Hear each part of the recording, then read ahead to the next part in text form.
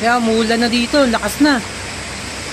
Padaan sa Bicol yung bagyo, papuntang Bicol. Lapit lang dito sa amin.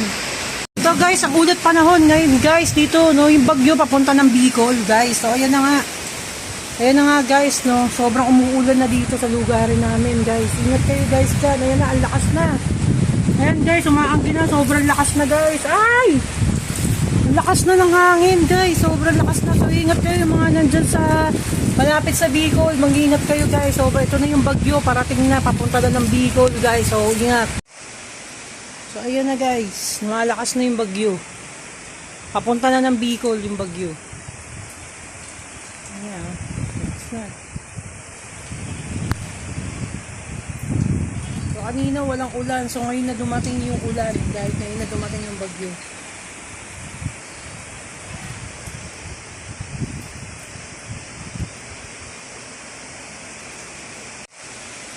So ayan na guys. Lumalakas na yung bagyo. Papunta na ng Bicol yung bagyo. Ayan.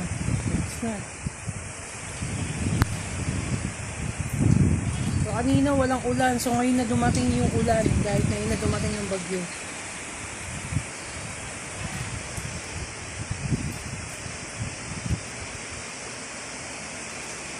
Guys, ito na. Umuulan na dito. So kitang kita nyo guys, no? So yung bagyo kasi papunta ng Bicol. So ayan na nga. Umuulan na. So ayan, napakalakas na ng ulan dito guys, no?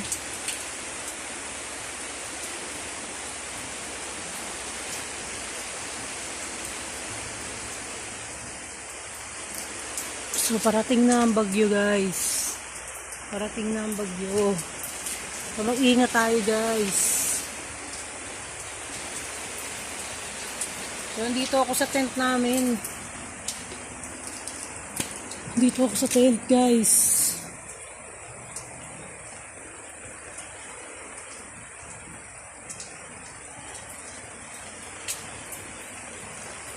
So ulan nga.